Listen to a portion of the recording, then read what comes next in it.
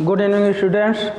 आपको आज IUPAC जो केमिस्ट्री का एक चैप्टर था उसमें आपको कोई बताया गया था ना कि अभ्यास है IUPAC अभ्यास है, तो उसको हम करवाने चल रहे हैं। जैसे आपको बोला गया था ना, कुछ कन्फ्यूजन थे, बच्चे भी बता रहे थे।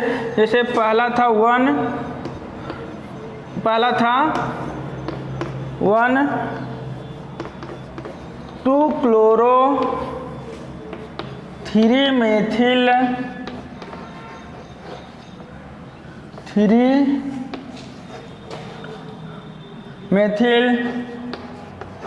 पेंटेन।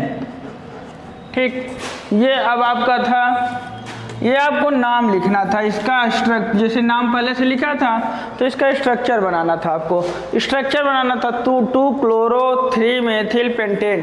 अब आपको देखिए पहले से ही पता है कि यहाँ क्या लिखा है, यहाँ लिखा है पेंटेन। पेंटेन मतलब 5 कार्बन। ऐसे स्ट्रक्चर बना लीजिए, पेंटेन मतलब 5 कार्बन हो गया, 5 हो गया। ठीक, पेंटेन मतलब 5। ठीक, अब देखिए क्या लिखा है 2-क्लोरो 3-मेथिल। अब देखिए आप सबसे पहले 2, चाहे अब देखिए आप इस तरफ से आइए चाहे इस तरफ से आइए, 2 पे लगा दीजिए। क्या यहाँ क्या लगा देंगे? Cl। क्लोरो मतलब Cl। ठीक है, मेथिल देखिए, मेथिल किस पे है? 3 पे। यहाँ क्या लिखेंगे हम? मेथिल। ठीक है, आप जानते हैं ना मेथिल। देखिए 2-क्लोरो 3-मेथिल पेंटेन। अब यहाँ देखिए सबकी बैलेंस पूरा कर दीजिए। इसकी कितनी है? 1 2 3, यहाँ 4, इसकी 1 2 3, यहाँ 4, इसकी CH2, इसकी CH3। ठीक, ये इसका स्ट्रक्चर हो गया। ठीक है, दूसरा ये IUPAC है अभ्यास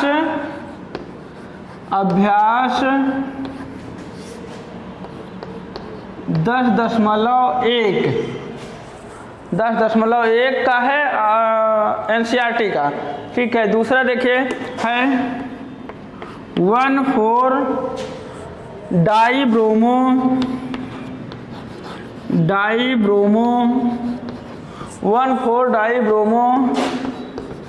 ब्यूट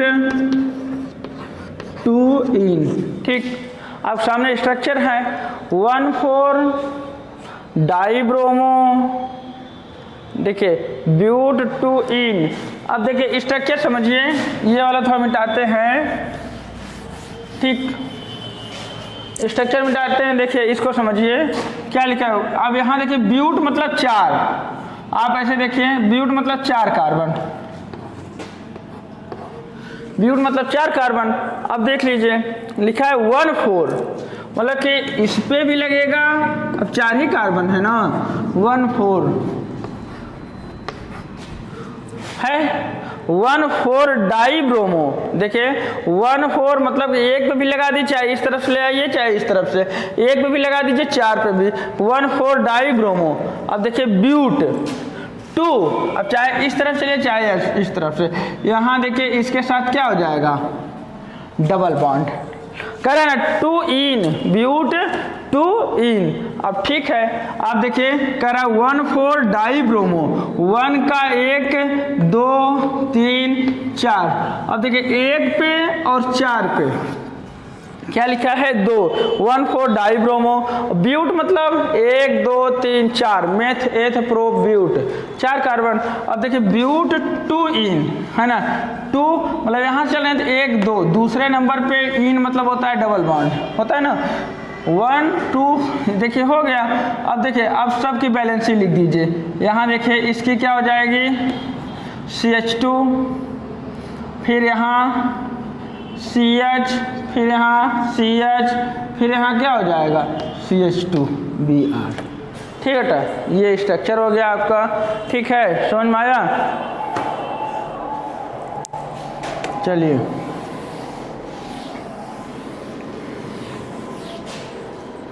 स्ट्रक्चर है तीसरा 1-क्लोरो 1-क्लोरो 4 एथिल 1 क्लोरो 4 एथिल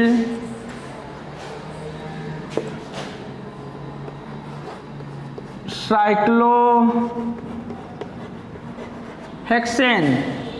अब सामने स्ट्रक्चर है 1 क्लोरो 4 एथिल साइक्लोहेक्सेन। ठीक है, कोई बात नहीं बेटा, यहाँ जानते हैं क्या, इसको हम सबसे पहले देखेंगे। यहाँ क्या लिखा है, साइक्लोहेक्सेन। साइक्लो आप जानते हैं ना, जिस बेंजीन रिंग में कोई रिंग ना हो, ठीक है, वो साइक्लो कहलाता है। जैसे ये हेक्सेन मतलब 6 कार्बन। अब देखिए ये हो गया क्या, हेक्सेन। ठीक है, देखिए कह रहा है 1 क्लोरो, मान लीजिए हम इसको 1 मान ले रहे हैं। ठीक है, वहाँ क्लोरो 1 2 3 4 5 6 है ना। देखिए 4 एथिल, यहाँ क्या लिखेंगे आप, C2H5। एथिल मतलब होता है C2H5। हो गया 1 2 3 4 5 6 1 क्लोरो 4 एथिल। ठीक है, साइक्लोहेक्सेन। ठीक, अब यहाँ देखिए हो गया,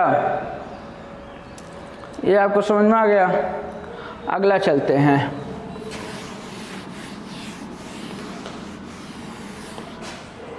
यहाँ देखिए क्वेश्चन लिखा है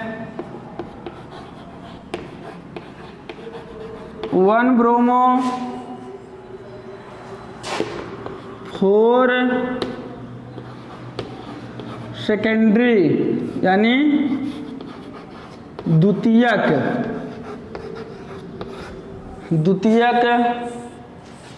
ब्यूटिल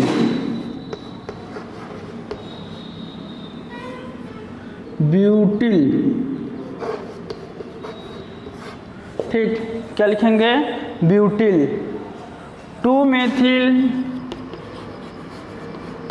मेथिल क्या,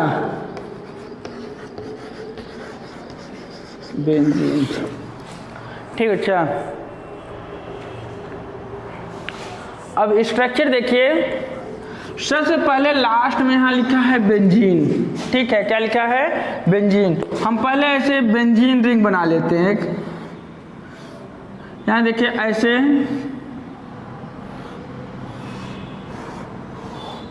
ठीक, एक बेंजीन रिंग बना लिए।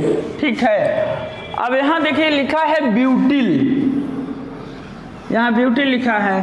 देखिए 2 मेथिल लिखा है, क्या लिखा है, 2 मेथिल 1 ब्रोमो। मान लीजिए कि हम इसको यहाँ ब्रोमो मान लेते हैं, Br। ठीक, बेंजीन रिंग बना दीजिए,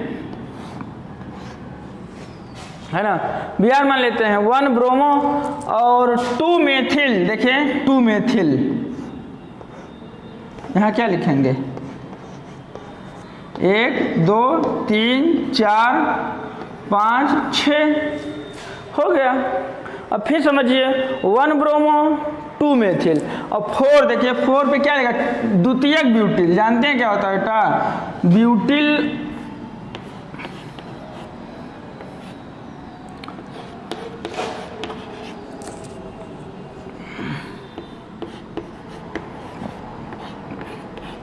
ये देखिए किस कार्बन पे है, 1 2 3 4। अब ये जानते हैं क्या, 4 मतलब यहाँ चौथे नंबर, यहाँ कार्बन से ये जुड़ा, लेकिन द्वितीयक सेकेंडरी मतलब कि यहाँ देखिए जो ब्यूटिल आया, ये जो इससे कार्बन जुड़ा है, किस कार्बन से जुड़ा है, द्वितीयक कार्बन से, मतलब सेकेंडरी कार्बन से। देखिए ये द्वितीयक कार्बन से जुड़ा है, इसलिए इसको कहा जाएगा क्या, सेकेंडरी। समझ रहे ना, यहाँ द्वितीयक कार्बन से जुड़ा, इसलिए इसको क्या कहा जाएगा, सेकेंडरी। देखिए यहाँ से चलेंगे, लंबी कार्बन श्रृंखला लेंगे, 1 2 3 4। अब यहाँ देखिए दूसरे नंबर कार्बन से जुड़ा, इसलिए इसको क्या कहा जाएगा, सेकेंडरी ब्यूटिल। देखिए 1 2 3 4, इसके बाद इसका यूपीएससी नहीं लिखा, ब्यूटिल लिखा जाएगा, लेकिन दूसरे नंबर चौथा किसके साथ जुड़ा, दूसरे के साथ, इसलिए इसको कहा जाएगा सेकेंडरी। सेकेंडरी मतलब होता है दूसरा। ठीक है, चलिए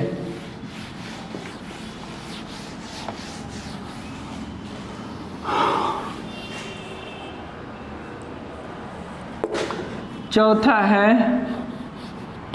4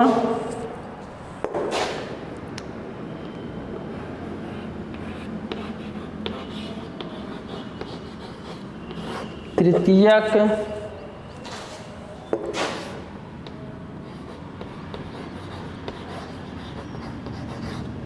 ब्यूटिल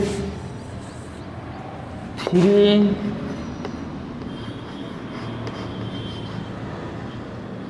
आइडो क्या हेप्टेन। चलिए अब आपको देखा जाए क्या लिखा है 3 आइडोहेप्टेन। अब देखें ना तो यहाँ बेंजीन रिंग लिखी है ना कोई रिंग लिखी है, सिर्फ क्या लिखा है हेप्टेन। हेप्टेन मतलब 7 कार्बन 7 कार्बन ना। मेथेट प्रोब्यूट पेंट हेक्स है ना पेंट हेक्स हेप्ट, वही हेप्ट है।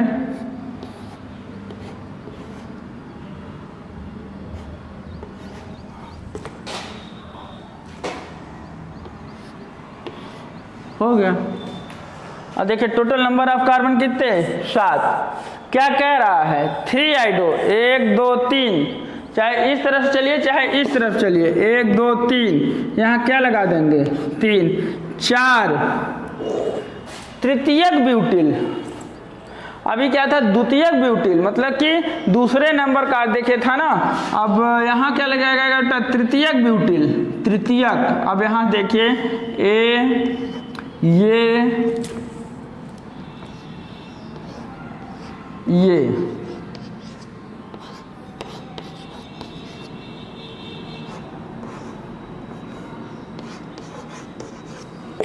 ये देखिए तृतीयक ब्यूटिल कह रहा है ना 4। देखिए अब यहाँ CH3, ये CH2, यहाँ CH, यहाँ CH, यहाँ CH2, यहाँ CH2, यहाँ CH3 हो गया।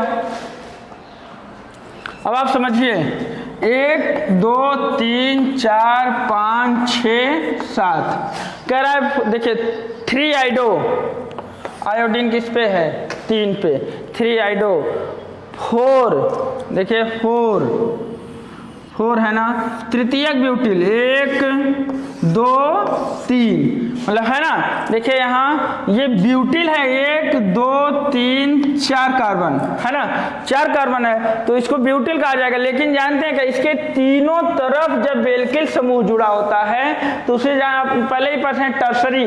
जब देखिए तीनों तरफ जब एल्किल समूह जुड़ा होता है तो उसे कहा जाता है तृतीयक है ना। ये कहलाएगा तृतीयक। देखिए तृतीयक। अब देखिए 1 2 3 तो जैसे तृतीयक देखिए आपको पढ़ा था ना primary alkyl halide, secondary alkyl halide, tertiary alkyl halide, वही है। ये देखिए प्राइमरी में सीधा चला जाएगा, सेकेंडरी में ऊपर देखिए ये तृतीयक है। देखिए तीनों तरफ इसके क्या है एल्किल समूह जुड़े हैं, इसलिए इसको कहा जाएगा बेटा क्या तृतीयक एल्किल हैलाइड।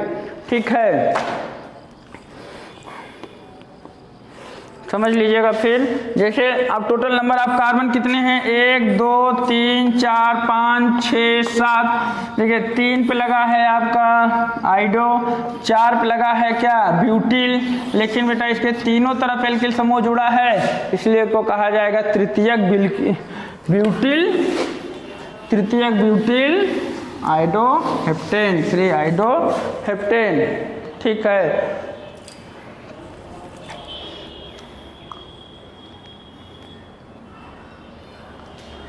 एक दो समावयवताएं हैं उसको बता देते हैं आपको। समावयवता ठीक है,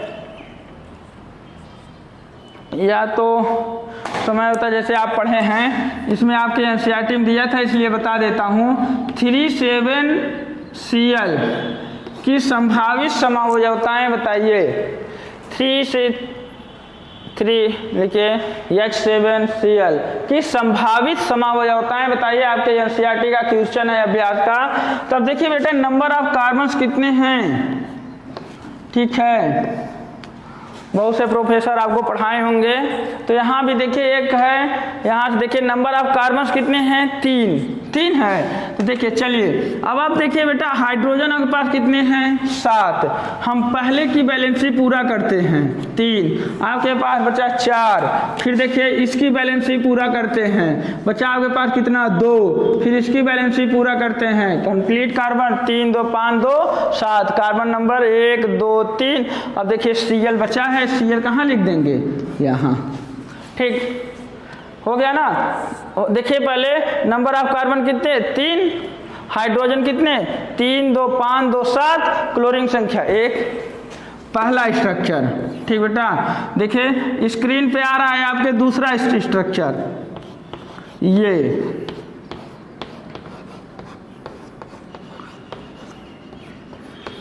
आप लोग इतने सर्वबुद्धिमान हैं कि आप लोग को बताना। देखिए इसका नाम 1 2 3 1 क्लोरो प्रोपेन। ठीक, अब इसका नाम चाहे जहाँ से चलिए यहाँ यहाँ यहाँ 1 2 3, यहाँ नाम हो जाएगा 2 क्लोरो प्रोपेन।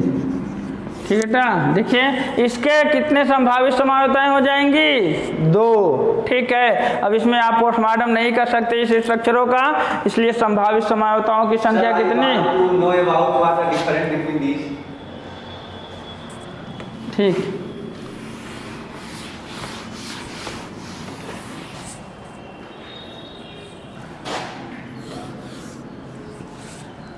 चलिए C4H9Cl, अब इसका स्ट्रक्चर देखिए आप लोग, इसकी संभावित संरचनाएं बना सकते हैं आप।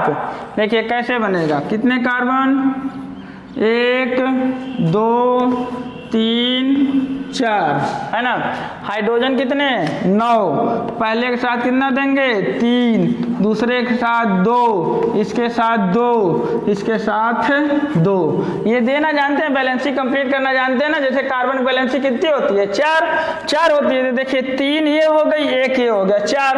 अब इसका देखिए 1 2 ये 3 1 4, 1 2 1 3 1 4 2 1 3, अब यहाँ क्या लिखेंगे Cl, हो गया।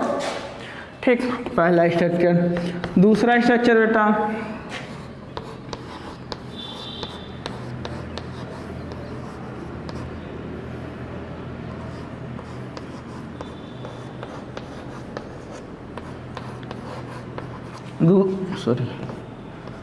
दूसरा स्ट्रक्चर आ गया ना। अब इसका नाम देखिए क्या है 1 क्लोरो क्या ब्यूटेन। ठीक, 1 क्लोरो ब्यूटेन, इसका 1 2 3 4, इसका नाम 2 क्लोरो क्या हो जाएगा ब्यूटेन। ठीक, 2 क्लोरो ब्यूटेन है ना, नाम हो जाएगा। इसका तीसरा स्ट्रक्चर हम देख लेते हैं, इसका तीसरा स्ट्रक्चर क्या हो जाएगा। देखिए कार्बन संख्या कितनी है टोटल 3,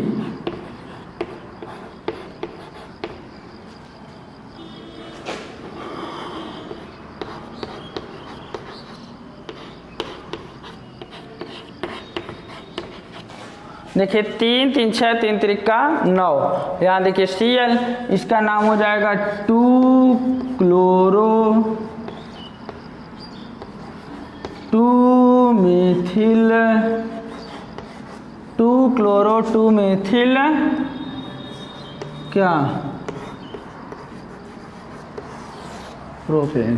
ठीक, 2 क्लोरो 2 मेथिल प्रोपेन, ये देखिए हो गया 2 क्लोरो 2 मेथिल प्रोपेन। ये स्ट्रक्चर आपका हो गया बेटा, 2 स्ट्रक्चर था, इसमें आपको बता दिया जाता है। ठीक, अब इसमें आपका IUPAC और ये संरचनाएं ठीक है लगभग समाप्त हो गई हैं। ठीक, जैसे आपको अब आप चलिए एक स्ट्रक्चर हम दे देते हैं, आपको करिएगा बताइएगा C6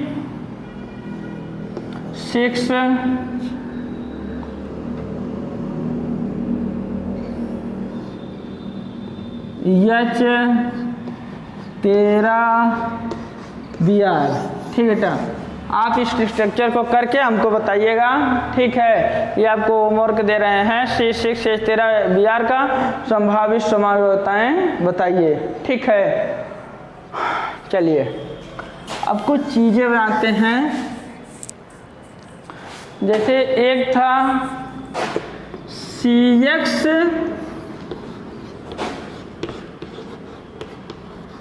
आबंध युक्त प्रकृति, CX आबंध युक्त प्रकृति। अब देखिए, अब किसी के साथ अगर कार्बन जुड़ता है यहाँ, ठीक, किसी के साथ कार्बन जुड़ता है तो देखिए सबसे पहले ये जो हाइड्रोजन समूह है इसके ऊपर कैसा चार्ज आएगा, निगेटिव। इसके ऊपर कैसा चार्ज रहेगा तब, पॉजिटिव। ठीक, अब देखिए कार्बन इसके तरफ अट्रैक्ट होगा, है ना। देखिए इसमें क्या होगा कि देखिए इसकी तुलना में ये बहुत अधिक विद्युत ऋणात्मक है। ठीक है, तो देखिए ये इलेक्ट्रोनिगेटिव है, तो देखिए क्या होता है कि जो एल्किल, ये देखिए टोटल समूह क्या कहलाएगा, चाहे एल्किल हैलाइड, ये ध्रुवित होंगे एक दूसरे की तरफ, पोलराइज होंगे, मतलब एक दूसरे से अट्रैक्ट होंगे। इसीलिए ये बंध मजबूत माना जाता है, क्योंकि इसके ऊपर पॉजिटिव चार्ज है, इसके ऊपर नेगेटिव चार्ज है। ये जानते हैं कि हमेशा एक दूसरे से क्या होंगे, एकदम से अट्रैक्ट होंगे, विद्युत ध्रुव बंध बनाएंगे। इसलिए बेटा जानते हैं कि ये एक दूसरे की तरफ आकर्षित होंगे, इसलिए यही कहलाता है क्या, एल्किल हैलाइड। ठीक है, ये कहलाता है बेटा क्या, एल्किल हैलाइड।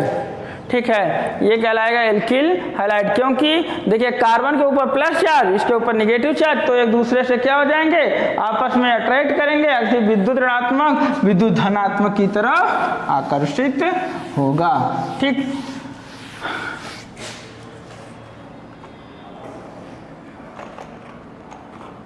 ठीक, चलिए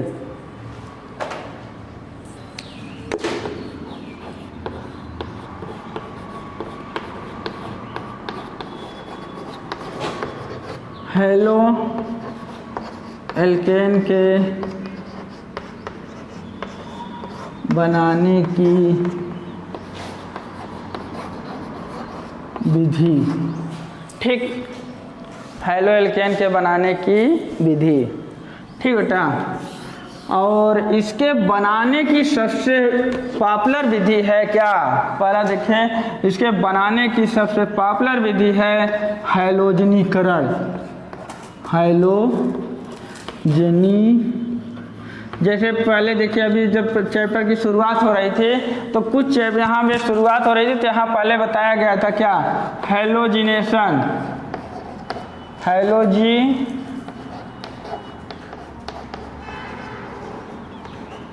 हैलोजिनेशन। ठीक,